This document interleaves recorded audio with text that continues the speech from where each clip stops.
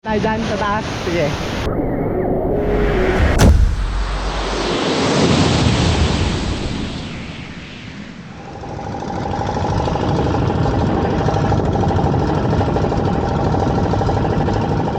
Nakababa na tayo ng bangka. Kaso umulan. Lakas ng ulan.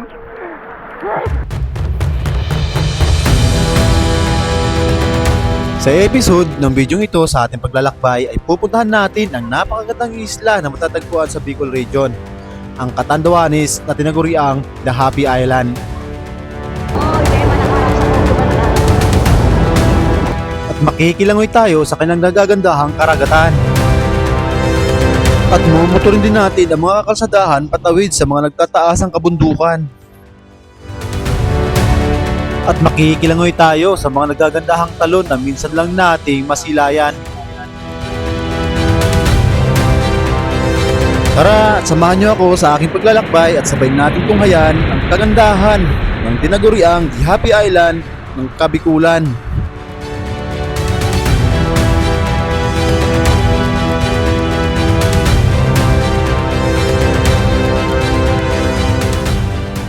Mula Cubao ay kailangan natin sumakay ng bus ng mahigit 15 hours para marating natin ang Tabaco Port.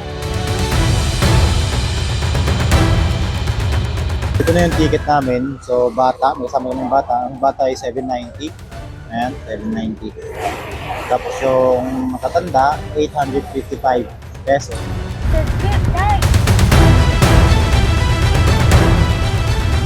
Pagkadating natin ng Tabaco Port ay kinailangan natin sumakay ng Roro na mahigit 3 oras upang marating ang mismong isla ng Catanduanes.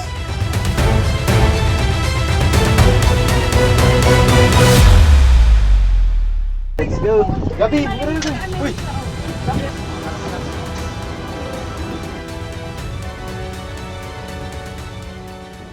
Mahigit kumulang 3 oras ay natingnan natin ang San Andres Port ng Catanduanes. At dito na kami kumuha ng tricycle para masakyan papunta sa aming final destination sa bayan ng Bato, Catanduanes. Yan, dito na kami sasakay, tricycle. Si Bossing ang ating driver ngayon. Hello, si Bossing ang bahala sa atin ngayon. Ayan ating mga bagahe. Lahat ng tricycle, saka ito. Hi guys! Welcome to my vlog guys! Let's go guys! Hello Catanduanes guys! Go! Saan yan? 20 pesos pamasahe mula dito sa San Andres Port papuntang Virac, Catanduanes. Wala pang 1 oras ang biyahe sa tricycle ay narating na namin ang bayan ng Virac. Smile! Smile! Smile sa video! Video yan eh, video! Ayun, so dito na tayo sa Catanduanes. Dito na kami sa place ng girlfriend ko. Yan, ito yung ano. Ayan, ilog na yung dyan sa baba. Ilog tapos diretso dagat yan. Mamaya papapuntahin drone. Hi to the vlog. Hello. Everyone. Oh, Hindi na impito. maliligo ka?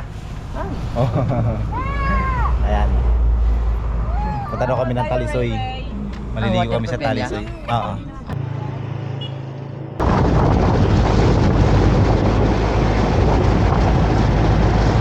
Sa pangalawang araw na pagdating namin dito ay pinuntahan namin kaagad itong mapakagandang beach na ito, ang Tampad Beach, at kilala din sa tawag na Talisoy dahil matatagpuan lang ito mismo sa barangay Talisoy ng bayan ng Virac.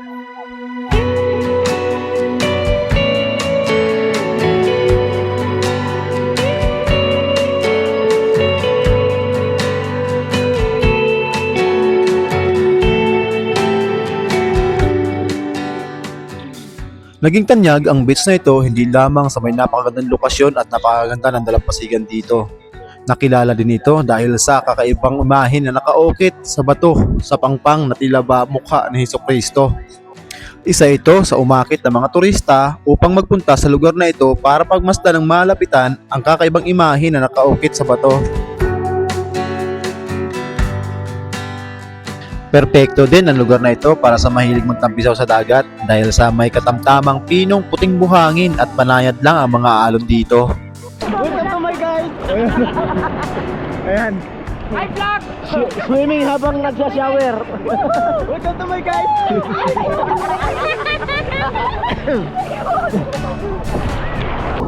Ayan, Ayan, dito yung ano, bato na mukha ni Jesus Christ dun sa dulo. Kaso maalon ngayon. Tsaka umuulan, lakas ng ulan kanina. Kita-kita yung ano, parang mukha ni Jesus dun sa ano. What out talaga.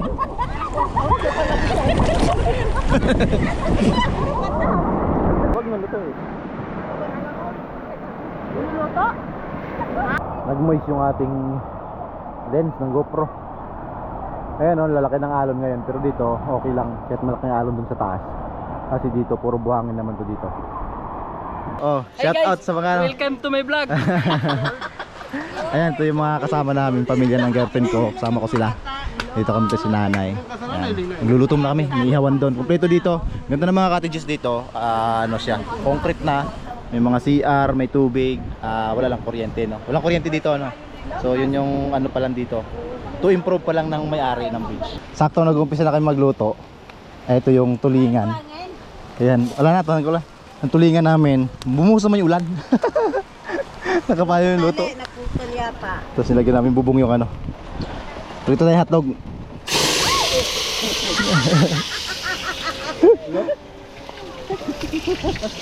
Bulok pa yan. Hindi ka pa doon. Sapas. Parang si George. Ilang. Aming mga luwada. Bulok. De, grabe pa manente. Ikaw magparabasang mani. Pagpunta ako pinakapangit sa iyo, pampira.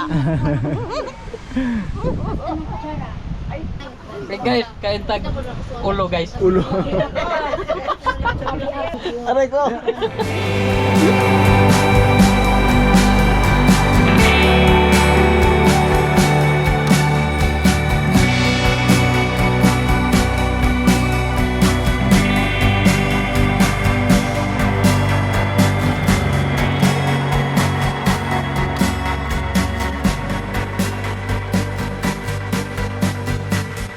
Hapon galing kami ng beach. So ngayon hapon na 3:30 ng hapon. Punta naman daw kami sa swimming pool. Swimming pool sa falls. Meron daw falls malapit dito sa may tinuluyan lang namin dito sa Antibilet. Diyan sa may bundok na yan. Diyan sa may bundok na yan. May falls daw diyan. So pupunta namin. Dito yung daan papuntang ano. Ito yung circumferential road ng Catanduanes dito sa may barangay. Ano nga ito barangay yan? Kabugaw. Para Kabugaw. I think Birak kata nakakasakop. Tapos nilikuran tayo dito papunta dito sa may taas ng bundok. Malapit lang sa mga 500 meters lang simula sa highway. Ano na, yung waterfalls na. So ayan, dito na tayo sa may pinaka entrance. Ito yung gate. Ayan yung counter kung saan kayo magbabayad ng entrance. Ito yung pangalan ng falls, Maribina Falls. So kung magawi kayo dito sa Catanduanes, search nyo lang sa Google Map. Searchable naman tong falls na to.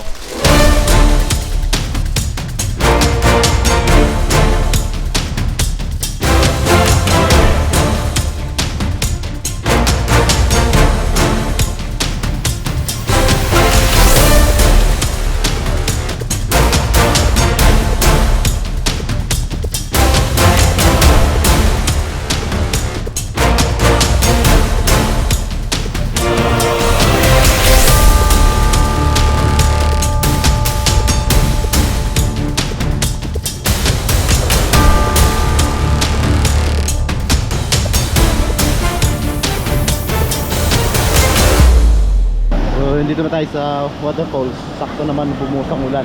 Same thing yung nangyari sa atin dun sa Tampad Beach kahapon sa may Talisoy. Inulan din kami napakalakas pagdating dun sa beach. Mamaya-maya konti lang, bumuhos napakalakas ulan. Ngayon, so pumunta kami dito sa falls, umulan din. Ayan. Ito yung pinaka first level ng waterfalls. Kaya natin nakitin doon, meron pang isa doon. Yung pinaka mataas, tingnan natin yung mataas na parte. Ayan o. Lalim. Lalim. Lalim yan. So yun yung pinaka first level. Taas. Ayan o, yung pinaka mataas na falls. Yung mga dito sa taas. Makikita natin doon sa ating drone shot kanina.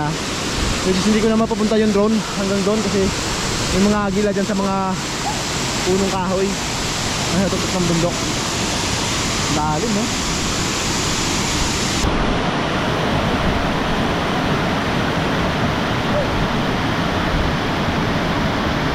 So after maligo, ito yung baon namin. Pandesal.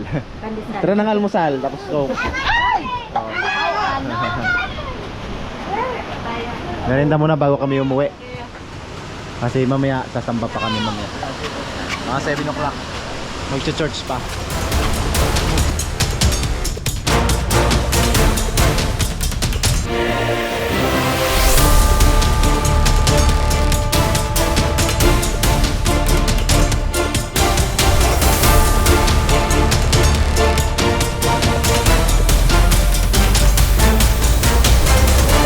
So gumanda ang panahon. Kahapon kasi 2 araw na kaming lumibot. Noong nakarang araw, nagpunta kami doon sa beach, Tampat Beach, no? Sa may Talisoy. Doon lang kami maghapon. Tapos kahapon pumunta kami ng falls.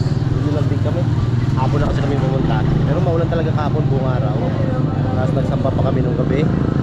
Ngayon, ito yung pang 5th day namin dito sa Tacanduanes. Mag-falls ulit. May falls kaming papuntahan. Malapit naman dito sa, malapit din dito lang, malapit lang sa tinuluyan namin sa may Bato, Tacanduanes. Ito, nandito kami ngayon sa palengke ng Perak. Namimili ng mababaon. Pwede mo na kami buko juice para muna nauhaw yung girlfriend ko. Ayan, tapos diretso na kami pa uwi. Ito na yung nabili natin mga kailangan namin. Lulutuin na lang, tapos diretso na kami sa falls namin.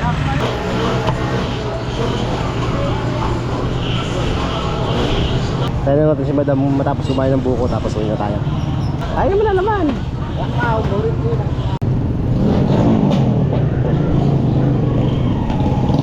Let's go na, para luto na kami. Para sa pambaon mamaya. Tayo kami swimming pool. Ando na iba, nauna na. Ayan, dito na kami sa may falls. Ayan, sa may pana ng marayog na burol na yan. Ito yung ilog. Tatawid ng ilog. May tulay. Kala ko walang tulay. Ito na yung ilog, tapos yung falls dun sa taas. Dito na lang tayo? Ha? Ay, aakyat dyan? Ganyan kalinaw tubig dito. Grabe linaw ng tubig. Balungbong Falls, no? Ito to sa may Bato, Catanduanes. Apa? Wala palang bayaran. Meron te. Ha? Meron. Siglabi. Nangungulikta ako. Ay, gastos na. Nung bumagyo doon ng malakas, bumaha dito ng malakas, nasira yung ayan nasira yung ibang struktura dito sa falls. Yung taas. Ang linaw ng tubig, ang ganda. Kasi ito parang swimming pool. Ayan parang lagoon to ginawa nila. Kaso nasira din yung doon, gawa nung bumaha ng malakas nung may bagyo. So malaki pa ang i-renovate dito, kaya for the meantime libre pa maligo dito, wala pang bayad. Kaya tara, enjoy natin yung libreng falls.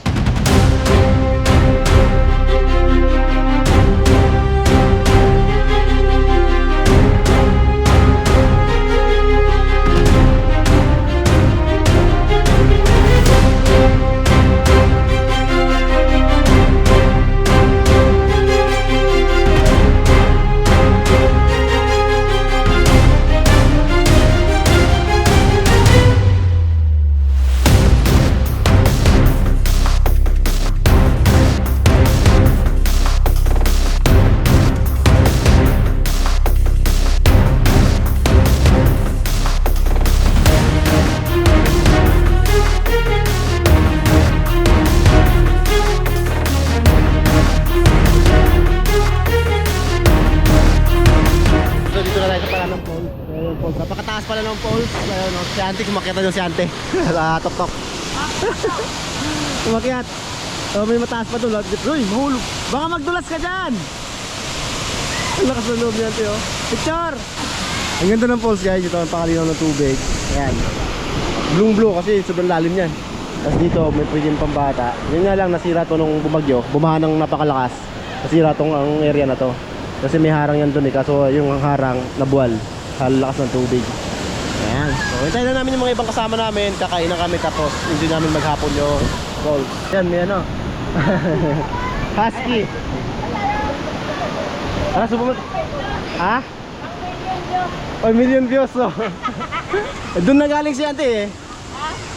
Si Auntie Binet galing doon sa taas. Umakyat. Tubigan. Kaon. Kaon muna, kaon. Kaon na, kaon na.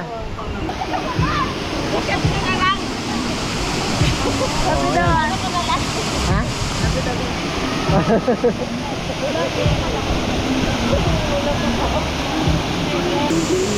At anong daw?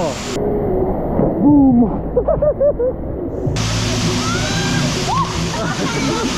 Lakta rin!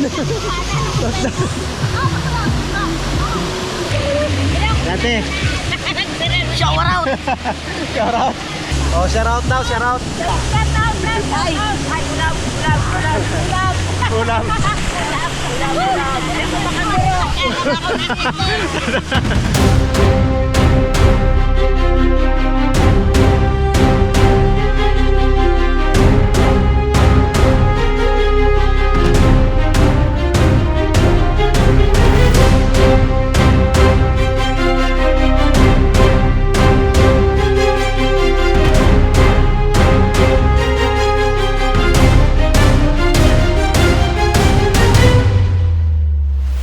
Sa pagpapatuloy ng ating paglalakbay dito sa Isla ng Catanduanes ay susubukan naman nating tawirin natin ang kabilang dulo ng isla. At susubukan din nating motorin ang tawirin ang mga nagtataas ang kabundukan. At pupuntahan natin ang tinatawag na summit, ang pinakamataas na barangay sa buong isla.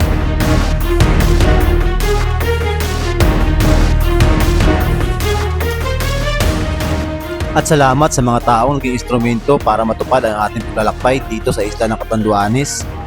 Lalong-lalo na sa pamilya Torano, pamilya Batoriano, pamilya Alcantara at sa lahat ng kapatiran sa buong Catanduanes. At shoutout din sa pamilya ng aking girlfriend, ang pamilya Moreno. At kay kuya na tricycle driver na nagsuli ng aking bag nung maiwan ko sa kanyang tricycle. Hanggang sa muli sa pagpapatuloy ng ating paglalakbay dito sa Isla ng Catanduanes. Itong muli ang inyong Road Signifer, ang manlalakbay. Kabus!